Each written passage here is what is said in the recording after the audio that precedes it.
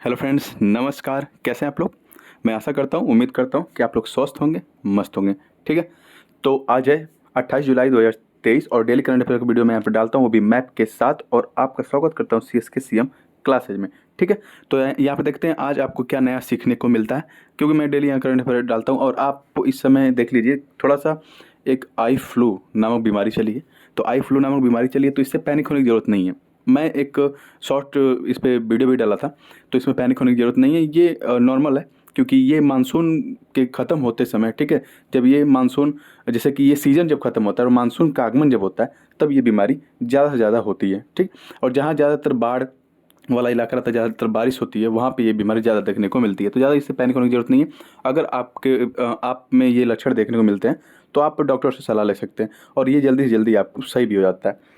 तो चलिए आज देखते हैं आज आपको क्या सीखने को मिलता है। तो आज करंट अफेयर, अभी हाल ही में कौन अरुणाचल प्रदेश की पहली महिला आईपीएस अधिकारी बनी है। आईपीएस अधिकारी यानी इंडियन पुलिस सर्विस में ये ज्वाइन हुई हैं, और अरुणाचल प्रदेश की पहली महिला आईपीएस अधिकारी हैं। ये बहुत ही गर्व की बात है कि इनको ये सम्मान मिला है। ठीक है। तो इनका नाम है तेंजिंग तेंजिंग यांकी। इनका नाम है तेंजिंग यांकी, और ये है इनकी तस्वीर। और अगर मैं फांगरोन कोन्याक की बात करूं, तो इन्हें राज्यसभा की अध्यक्षता करने का गौरव मिला है। ठीक है। ये राज्यसभा की अध्यक्षता भी हाल ही में की हैं, और ये नागालैंड से बिलोंग करती हैं। ये जो फांगरोन कोन्याक है, ये नागालैंड की ऐसी पहली महिला बन गई हैं, ठीक है, जिन्होंने राज्यसभा की अध्यक्षता की है। तो इनको भी थोड़ा सा आप ध्यान देंगे। और अरुणाचल प्रदेश की पहली महिला आईपीएस अधिकारी पूछे तो तेंजिंग यांकी, ये इनकी तस्वीर है, आप इसको भी थोड़ा सा ध्यान देंगे। ठीक है। और ये हैं नागालैंड की, जिनका नाम है फैंगनोन कोन्याक। इन्होंने प्रिसाइड किया यानी कि अध्यक्षता किया है राज्यसभा का। ओके। तो नागालैंड की बात हो रही, तो आइए मैं थोड़ा सा नागालैंड के यहाँ पे दिखा देता हूँ लोकेशन। और ये है अपना सुंदर भारत। ओके। और ये वाला जो पार्ट है ना, ये नॉर्थ ईस्ट में, नॉर्थ भारत के पैन इंडिया के नॉर्थ ईस्ट में पड़ता है, इसलिए नॉर्थ ईस्ट इंडिया इसे कहते हैं। नॉर्थ ईस्ट इंडिया जब आप कहेंगे तो उसमें 8 राज्य आते हैं। ठीक है। 7 तो ये, प्लस इसमें सिक्किम भी जुड़ जाता है। लेकिन जब आप 7 सिस्टर कहते हैं, 7 बहनों का समूह कहते हैं, यहाँ पे 7 सिस्टर कहते हैं, तो वहाँ पे सिक्किम निकल जाता है। तो बचता है अरुणाचल प्रदेश। जूम करके दिखा देते हैं। अरुणाचल प्रदेश, असम, नागालैंड, मणिपुर, मिजोरम, त्रिपुरा, मेघालय। ठीक है। तो ये 7 सिस्टर कहलाते हैं। अभी अरुणाचल प्रदेश की बात हो रही है, तो अरुणाचल प्रदेश की राजधानी है ईटानगर, और असम है तो इसकी राजधानी दिसपुर है, नागालैंड की राजधानी कोहिमा है, और मणिपुर की राजधानी इम्फाल है, और मिजोरम की आइजोल मिलेगी, और त्रिपुरा की अगरतला, और मेघालय की शिलोंग। ठीक है। तो ये इनकी राजधानी होगी, और ये अरुणाचल प्रदेश की यहाँ पे लोकेशन आपको देखने को मिलेगा। ये वही जगह है अरुणाचल प्रदेश जहाँ का जो सबसे पूर्वी गांव माना जाता है, सबसे पूर्व, भारत का सबसे पूर्वी गांव किबीथू, किबीथू जिसका नाम है, यहीं पे अरुणाचल प्रदेश में ही है। और यहीं से आपको वाइब्रेंट विलेज प्रोग्राम जो भारत सरकार ने स्टार्ट किया था, यहीं से किया था, ताकि जो यहाँ पे इन्वेंशन देखा जाता है, यानी कि जो चाइना अपना यहाँ क्या करता है, दावा करता है। ये मैकमोहन लाइन भी यहाँ पे आपको देखने को मिलेगी, जो भारत और चीन के बीच में है मैकमोहन लाइन। इस लाइन को क्या करता है, चीन मानता नहीं है। ठीक है। जिसके कारण ये क्या करता है, यहाँ पे घुस आएगा अरुणाचल प्रदेश एरिया में, भारत के एरिया में, कहता है कि ये मेरा है। ठीक है। लेकिन हाल ही में जो यूएस के 2 सीनेटर हैं, उन्होंने कहा कि नहीं, मैकमोहन लाइन एग्जिस्ट करती है, और इसकी वजह से कोई बवाल नहीं होना चाहिए चाइना और भारत के बीच में। ठीक है। तो आपको अगर पूछा जाए कि मैकमोहन लाइन चाइना और भारत के बीच में कहाँ पे है, तो आपको नॉर्थ ईस्ट रीजन में अरुणाचल प्रदेश वाले इलाका में यहाँ पे देखने को मिलेगी मैकमोहन लाइन। और यहीं से अरुणाचल प्रदेश के किबीथू से ही वाइब्रेंट विलेज प्रोग्राम भी स्टार्ट किया गया था। इस बात को भी थोड़ा सा ध्यान रखेंगे। ठीक है। तो यहाँ से आपको इतनी सारी जानकारी मिलती है। ओके। तो और कुछ जो इंपॉर्टेंट न्यूज़ है आपको बता देता हूँ। जैसे कि अगर पूछे आपसे कि भारत की पहली महिला आईपीएस अधिकारी कौन थी, तो आप इनको जानते ही होंगे। इनका नाम है किरण बेदी जी। ये भारत की पहली महिला आईपीएस अधिकारी थी। ठीक है। तो ये देखिए vibrant village programme Arunachal Pradesh में शुरू किया गया था। इस बात को याद रखें, किबीथू में शुरू किया गया था। चलिए आगे चलिए, और कुछ न्यूज़ यहाँ पे देख लेते हैं। अरुणाचल प्रदेश में एक ग्रीन फील्ड एयरपोर्ट डोनी पोलो करके प्रधानमंत्री ने वहाँ पे उसका इनॉग्रेशन किया था, उद्घाटन किया था अभी हाल ही में। और जो असम और अरुणाचल प्रदेश में जो लैंड डिस्प्यूट हुआ करता था, उसको भी अब समाप्त कर दिया गया है। आगे चलें, तो हाल ही में किस राज्य सरकार ने पहली बार किसी ट्रांसजेंडर को जन्म का प्रमाण पत्र देकर रिकॉर्ड में थर्ड जेंडर का एक नया कॉलम जोड़ दिया है। ठीक है। अब मैंने ऐसा क्यों लिखा कि थर्ड जेंडर का एक नया कॉलम जोड़ दिया, क्योंकि आप ज़्यादातर डॉक्यूमेंट्स देखेंगे, कोई भी हो, या तो रजिस्ट्रेशन संबंधित हो या फिर एडमिशन से संबंधित हो, कोई भी डॉक्यूमेंट्स हो, अगर उसमें आप देखेंगे जो लिंग वाला ऑप्शन होता है, यानी कि उसमें जो लिखा रहता है सेक्स या लिंग, ठीक है, ये आप यानी कि मेल हैं या फीमेल हैं, तो वहाँ पे दो ही ऑप्शन दिखता था, मेल या फीमेल, मेल या फीमेल, ठीक है। लेकिन जो राजस्थान सरकार है, इसका सही जवाब है राजस्थान सरकार। राजस्थान सरकार ने अपने यहाँ अब ये नया रिकॉर्ड बनाएगी, ठीक है। उसमें अब 3 ऑप्शन देखने को मिलेंगे आपको, एक तो मेल, एक फीमेल और तीसरा ट्रांसजेंडर का, ठीक है। तो ये इनिशिएटिव राजस्थान सरकार में अभी हाल ही में हुआ है, और ऐसा नहीं कि भारत लेवल में ये नहीं हुआ है, भारत लेवल में भी ये है, लेकिन अभी अप्लाई पूरे रूप से नहीं हो पा रहा है। राजस्थान ने इसलिए अप्लाई किया है, तो राजस्थान को आप याद रखेंगे। इन्होंने जन्म का प्रमाण पत्र दिया है एक ट्रांसजेंडर को, जिनका नाम है शेखावत, ठीक है। तो इनको आप थोड़ा सा याद रखेंगे, राजस्थान सरकार ने ऐसा किया है। तो जो ट्रांसजेंडर होते हैं वो देखिए, एक होता है LGBTQ समुदाय, उसी में आते हैं ट्रांसजेंडर। जैसे कि L से होता है लेस्बियन, लेस्बियन में वो लोग आते हैं, मतलब महिलाएं आती हैं, जो महिलाएं एक महिला प्रति ही आकर्षित होती है, उसे हम लेस्बियन कहते हैं। गे उसे कहते हैं जब दो पुरुष एक दूसरे के प्रति आकर्षित होते हैं, उसे गे कहते हैं। बाइसेक्सुअल उसे कहते हैं जो महिला और पुरुष दोनों की तरफ आकर्षित होता है, उसे हम बाइसेक्सुअल कहते हैं। और ट्रांसजेंडर उसे कहते हैं जब किसी बच्चे का जन्म होता है तो ये नहीं निर्धारित होता है कि वो लड़का है या लड़की, ठीक है।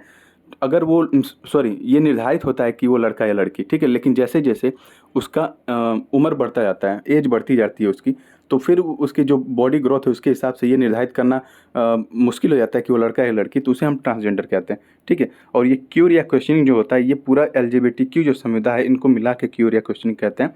इस बात को थोड़ा सा ध्यान रखेंगे। अब भारत सरकार में क्या कोई नियम कानून है कि नहीं, भारत सरकार ने कोई नियम कानून बनाया है कि नहीं भारत में, तो है, क्यों नहीं है।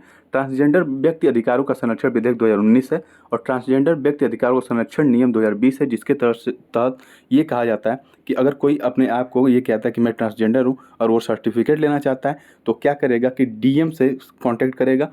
DM उसको, जो डिस्ट्रिक्ट मजिस्ट्रेट होता है जिले का, वो उसको वो सर्टिफिकेट प्रोवाइड कराएगा, ठीक है। ये रूल है, और उससे ये नहीं पूछा जाएगा कि आपका मेडिकल टेस्ट करना पड़ेगा कि आप ट्रांसजेंडर हैं या नहीं, ठीक है। तो मेडिकल टेस्ट करने की जरूरत नहीं है, बस DM एक बार सिग्नेचर कर दिया तो माना जाएगा कि हाँ ये ट्रांसजेंडर व्यक्ति है, ठीक है।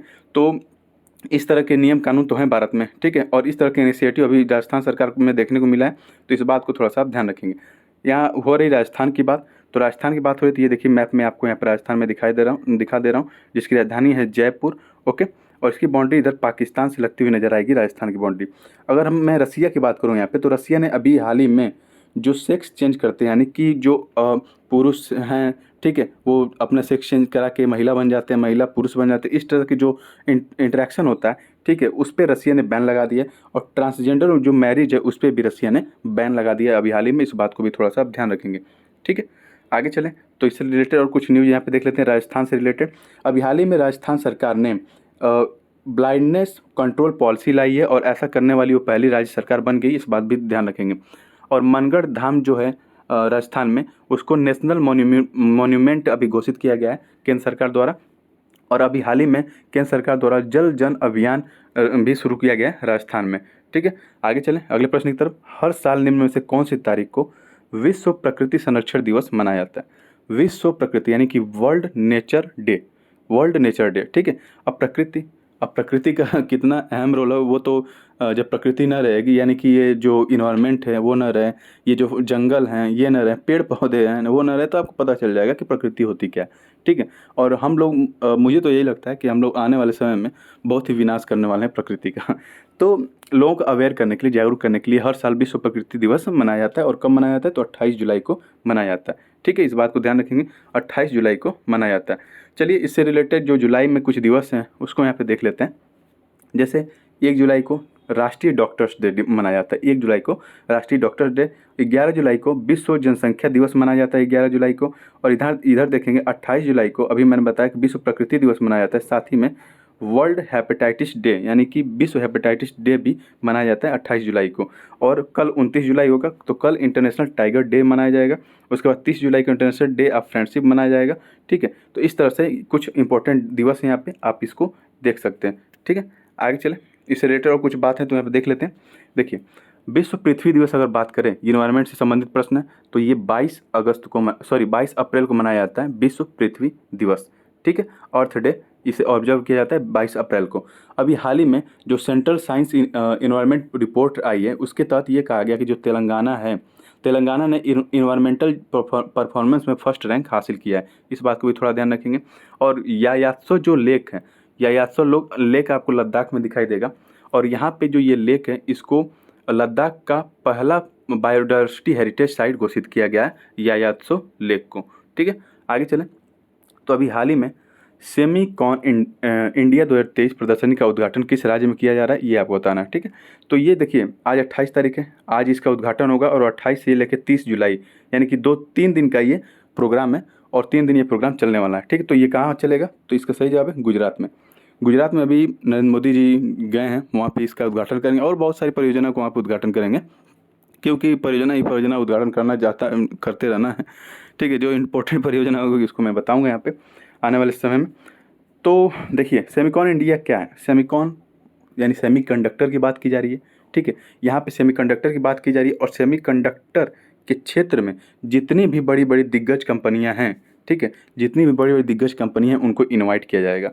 ठीक है, जैसे कि साउथ कोरिया बहुत ही आगे है सेमीकंडक्टर बनाने में, उसके बाद ताइवान बेस्ट क्वालिटी का सेमीकंडक्टर बनाता है ताइवान। ठीक है, क्योंकि यहाँ पे देख लीजिए सेमीकंडक्टर मैन्युफैक्चर के मामले में साउथ कोरिया में 28% सेमीकंडक्टर मैन्युफैक्चर किया जाता है, और ताइवान देख लीजिए 22%, लेकिन ये बेस्ट क्वालिटी का सेमीकंडक्टर बनाता है। ठीक है, अभी आपने न्यूज़ सुना होगा कि जो फॉक्सकॉन और वेदांता कंपनी है, जो भारत में सबसे बड़ा सेमीकंडक्टर हब बनाने जा रही थी, सबसे बड़ा सेमीकंडक्टर फैक्ट्री बनाने जा रही थी, वो दोनों पुल आउट कर ली थी एक दूसरे के एग्रीमेंट से, तो वो भी इस सेमीकॉन जो इंडिया प्रदर्शनी है वहाँ पे हिस्सा लेंगे। यहाँ पे बातचीत ये होगी कि किस तरह से सेमीकंडक्टर्स को और ही किफ़ायती दामों में बनाया जा सके। ठीक है, ज़्यादा से ज़्यादा इसको प्रोड्यूस किया जा सके, क्योंकि अगर मैं सेमीकंडक्टर के बारे में आपको बताऊँ तो जो होता है सेमीकंडक्टर ना, जैसे कि एक मानव होता है, उसके अंदर डीएनए होता है, जितना मान लीजिए कोई भी है, मानव है या फिर कोई भी जीव जंतु, अगर उसके अंदर डीएनए है, ठीक है, तो डीएनए जितना इंपॉर्टेंट होता है उसकी लाइफ के लिए, ठीक है, उसके लाइफ सर्किल के लिए, उतना ही इंपॉर्टेंट सेमीकंडक्टर होता है किसी भी इलेक्ट्रॉनिक डिवाइस को चलाने के लिए। ठीक है, तो ये समझ लीजिए कि इतना ज़रूरी है सेमीकंडक्टर। और सेमीकंडक्टर ज़्यादातर silicon, germanium, okay, arsenide, gallium, cadmium, इन सब से बना होता है, इस बात को भी थोड़ा सा ध्यान रखेंगे, और ये बहुत ही इंपॉर्टेंट होता है। तो गुजरात में हो रहा है, तो ये गुजरात यहाँ पे आपको दिखेगा, ये गुजरात है, और ये अरब सागर से पूरा इसकी बाउंड्री लगती है। अभी हाल ही में बिपरजॉय नामक जो तूफान था, साइक्लोन था, उसने गुजरात को हिट किया, राजस्थान को हिट किया बहुत ही बुरी तरह से। तो इससे रिलेटेड और कुछ जो न्यूज़ है यहाँ पे मैं बता दे रहा हूँ। गुजरात में अभी आपको पता है कि 69 नंबर का फिल्म फेयर अवार्ड होगा 2024 में। ठीक है, अभी अंत्योदय श्रमिक सुरक्षा योजना गुजरात में शुरू की गई थी, और अभी हाल ही में जो गुजरात में सूरत डायमंड बोर्स है, उसे विश्व का सबसे बड़ा ऑफिस घोषित किया गया है, या वहाँ पे विश्व का सबसे बड़ा ऑफिस या कार्यालय बनाया गया है गुजरात में। ये भी थोड़ा सा आप ध्यान रखेंगे। ठीक है, आगे चलें, अगर गुजरात की बात करें तो वहाँ पे आपको नेशनल मैरीटाइम हेरिटेज कॉम्प्लेक्स दिखेगा लोथल में, जो वहाँ पे बनाया जा रहा है, और भारत में पहली बार घरेलू तौर पे 700 मेगावाट का न्यूक्लियर रिएक्टर जो है वो स्टार्ट हो गया है, वो काम करना, कॉमर्शियल तौर पे काम करना स्टार्ट कर दिया है, वो भी गुजरात में, जिसका नाम है काकरापार। ठीक है, काकरापार, इस बात को थोड़ा ध्यान रखेंगे। चलिए आगे चलते हैं। एक न्यूज़ आपको इधर दिखाई दे रही होगी कि what was the Black Sea grain deal. ठीक है, एक ब्लैक सी ग्रेन डील के नाम से एक न्यूज़ बहुत ही सर्कुलेट हो रही थी बीच में, वो क्या है मैं आपको सिंपल भाषा में यहाँ बता देता हूँ। ठीक है, पहली बात तो ये समझ लीजिए, ये यहाँ पे यूक्रेन और रशिया की बात होगी। यूक्रेन और रशिया के बीच में युद्ध चल रहा था, आपको पता है। ठीक है, यूक्रेन को यूरोप का ब्रेड बास्केट कहा जाता है, यानी कि ये बहुत ही ज़्यादा गेहूँ वहाँ पे उत्पादित होता है यूक्रेन में। ठीक है, यूरोप के मामले में, ठीक है, यूरोप में पूरे। तो क्या करता है यूक्रेन, ठीक है, ये अपना देख लीजिए पूरा विश्व का मैप है, ये सुंदर भारत है, नॉर्थ वेस्ट की तरफ जाएंगे तो ये है यूरोप का पार्ट। यहाँ पे जूम करता हूँ मैं, तो यहाँ पे यूक्रेन और रशिया दिखाई देगा। तो यूक्रेन को ब्रेड बास्केट आप यूरोप कहते हैं। तो ये क्या करता है, ज़्यादा से ज़्यादा गेहूँ को सप्लाई करता है वहाँ पे जहाँ पे कम गेहूँ उत्पादन होता है। जैसे कि मान लीजिए एशिया की जो यहाँ इधर सीरिया और ये वाला इलाका है, फिर आपको इधर दिखेगा अफ्रीका वाला इलाका। ठीक है, तो ये जब यूक्रेन जब गेहूं का जहाज़, ये काला सागर है, काला सागर से होके टर्की होते हुए भेजता था, तो रूस क्या करता था, इस पे हमला कर देता था। उसको क्या पता कि इसमें अनाज रखा है या गोला बारूद रखा है। ठीक है, तो रूस इस पे हमला कर देता था। तो यूनाइटेड नेशन ने कहा कि भाई आप लोग ऐसा मत करिए, क्योंकि अगर आप इस तरह से जो ग्रेन वाली जहाज़ है उस पर हमला कर देंगे तो अनाजों का संकट हो जाएगा विश्व में, लोग भूखे मरने लगेंगे। ठीक है, तो जो यूनाइटेड नेशन है उसने क्या किया, यूक्रेन, रूस और टर्की को एक साथ बुलाया, बैठाया और कहा कि एक डील करते हैं। ठीक है, एक डील करते हैं, और वो कौन सी डील होगी, ब्लैक सी ग्रेन डील, यानी कि यहाँ से जो काला सागर से, ठीक है, काला सागर से जो भी अनाज जाएगा, उस पर रसिया अटैक नहीं करेगा, ना ही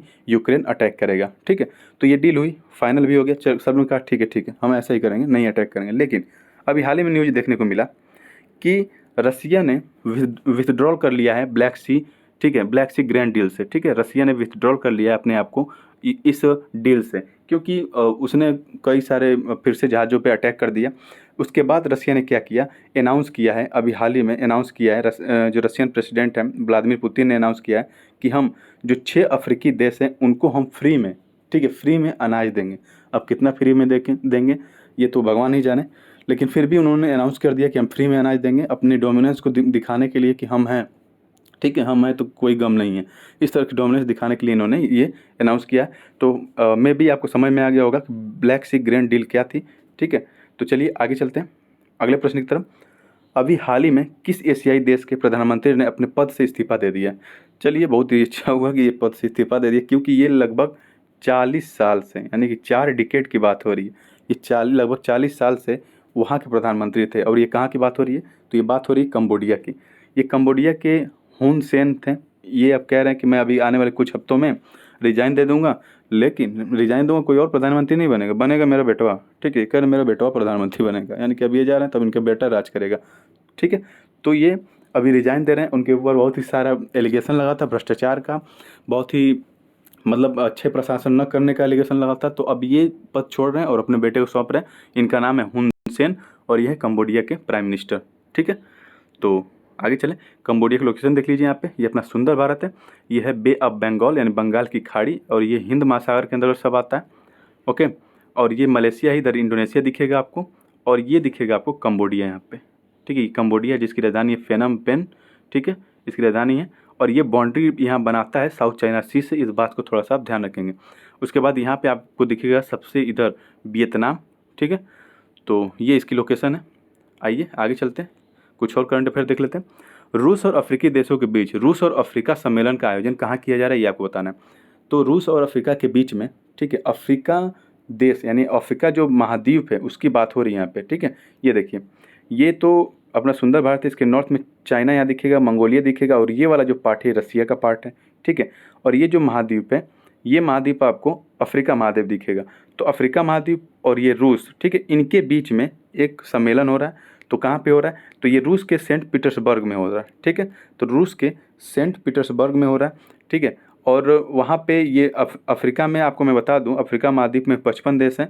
तो लगभग यहाँ पे रसिया कह रहा है कि ये 49 देश के मतलब 49 देश के प्रतिनिधि हमारे यहाँ सेंट पीटर्सबर्ग में आए हैं और इस सम्मेलन में शामिल हुए हैं। ठीक है, तो इस बात को थोड़ा सा ध्यान रखेंगे। और ये सम्मेलन हमेशा होता रहता है, लेकिन अभी इससे संबंधित कुछ और मैं न्यूज़ यहाँ पे बता दे रहा हूँ। जैसे कि अभी आपको पता है कि जो ब्रिक्स समिट है, ठीक है, ब्रिक्स समिट आपको पता है कि ये साउथ अफ्रीका में होने वाली है 2023 में। और ब्रिक्स समिट जब साउथ अफ्रीका में होगी तो यहाँ पे ब्रिक्स नेता आएंगे, ब्रिक्स कंट्री के नेता आएंगे। और ब्रिक्स में कौन कौन शामिल है, ब्रिक्स में आपको दिखेगा यहाँ पे, देखिए ब्रिक्स देश के जो मेंबर हैं वो शामिल होंगे। एक तो देखिए इसमें ब्राज़ील है, रूस है, इंडिया है, चाइना है और साउथ अफ्रीका है। ठीक है, तो रसिया इसमें शामिल नहीं हो पाया। क्यों नहीं हो पाया, क्योंकि रसिया के खिलाफ, रसिया के जो प्रेसिडेंट हैं पुतिन जी, उनके खिलाफ गिरफ्तारी का वारंट जारी किया गया था। और जो भी आईसीसी यानी कि जो इंटरनेशनल क्रिमिनल कोर्ट है उसने ये वारंट जारी किया था। और जो आईसीसी का सिग्नेचर करता है वहाँ पे उस देश में अगर ये पुतिन जाते हैं तो उनको गिरफ्तार कर लिया जाएगा। तो ब्रिक्स समिट होने वाली है साउथ अफ्रीका में और यहाँ पे पुतिन आने वाले थे, तो ऐसा कयास लगाया जा रहा था। और ये साउथ अफ्रीका में बता दूँ आईसीसी का सिग्नेचर करता है और यहाँ पे पुतिन आते तो उनको अरेस्ट किया जाता। तो ये कयास लगाया जा रहा था कि साउथ अफ्रीका क्या करेगा, रूल में कुछ चेंजिंग करेगा, लेकिन ऐसा नहीं हुआ। यहाँ पे खुद ये मना कर दिए पुतिन कि हम वहाँ नहीं जाएंगे। ठीक है, बल्कि हमारे यहाँ जो समिट हो रही है यहाँ के जितने भी अफ्रीकन कंट्री के देश हैं सबको हम अपने यहाँ बुलाएंगे। ठीक है, तो ये देखिए सीरियल यहाँ पे ये कैसे ये लोग मीटिंग कर रहे हैं। ठीक है, तो इस बात को थोड़ा सा ध्यान रखेंगे। चलिए, ये प्रश्न था आपका कि हाँ, रूस और अफ्रीकी देशों के बीच रूस और अफ्रीका सम्मेलन का आयोजन कहाँ किया जा रहा है? तो सेंट पीटर्सबर्ग रूस में किया जा रहा है। आगे चलें तो अगर मैं रूस की बात करूँ तो इसकी राजधानी है मॉस्को और यहाँ पे करेंसी इस्तेमाल होती है रशियन रूबल। ठीक है, आगे चलिए। अगला प्रश्न है, अभी हाल ही में किस संस्था द्वारा भारत से अपील की गई कि भारत चावल निर्यात से प्रतिबंध हटा ले? ठीक है, तो चावल निर्यात से प्रतिबंध हटा लें तो क्या ये WTO है, UN है, FAO या IMF है? तो इसका सही जवाब है IMF, यानी कि इंटरनेशनल मॉनेटरी फंड जो है उसने अपील किया, अर्ज किया इंडिया से कि आप क्या करिए, रिमूव कर लीजिए जो रिस्ट्रिक्शन लगाए हैं बासमती चावल के निर्यात पे। ठीक है, तो भारत सबसे ज़्यादा, अभी मैं बताऊँ आपको, तो सबसे ज़्यादा एक्सपोर्ट करता है इंडिया।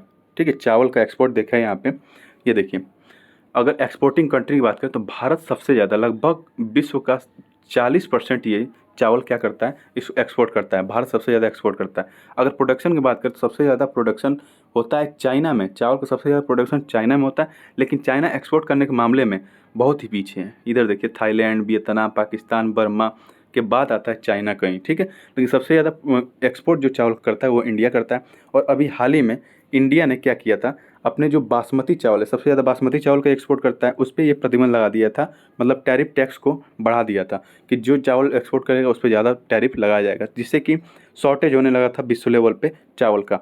तो IMF ने क्या किया, IMF ने यानी कि इंटरनेशनल जो मॉनेटरी फंड है उसने कहा कि आप ऐसा मत करिए, आप चावल को जो निर्यात करने पर बैन लगाए हैं उसको थोड़ा सा ढीला करिए, मतलब कहने का मतलब रूल रेगुलेशन थोड़ा ढीला करिए, नहीं तो इन्फ्लेशन आ जाएगा विश्व लेवल पे, लोग अनाज के बिना मतलब मरने लगेंगे। कहने का मतलब बहुत ही दुख, मतलब बहुत ही ख़राब स्थिति आ जाएगी, इस तरह से IMF ने कहा।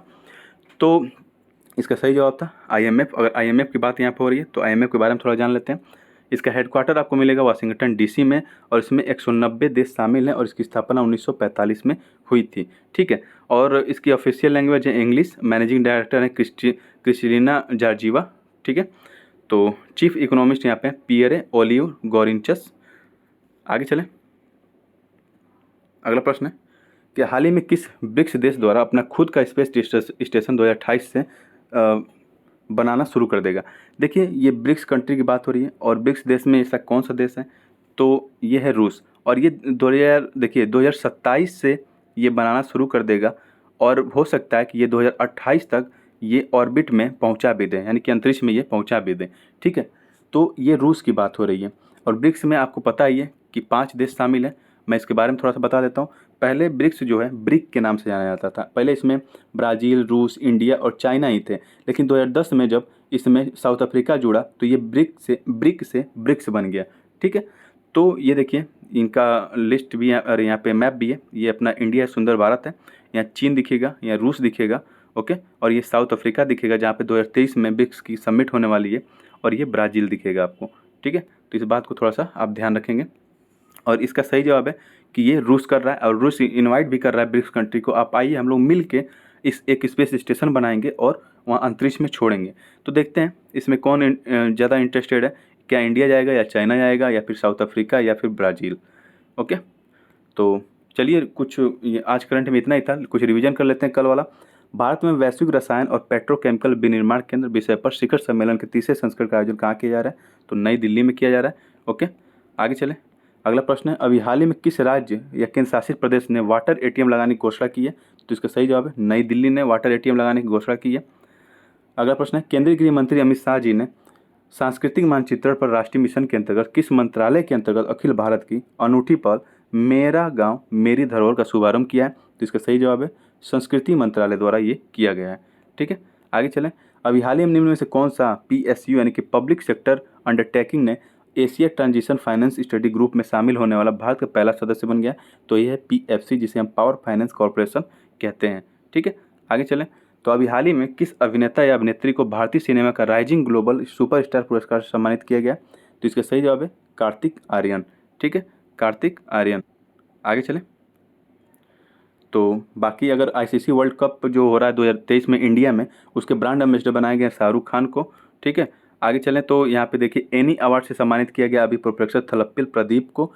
और ट्रांसमिशन लिमिटेड, अडानी जो ट्रांसमिशन लिमिटेड है उसे अभी हाल ही में गोल्डन पीकॉक अवार्ड से सम्मानित किया गया।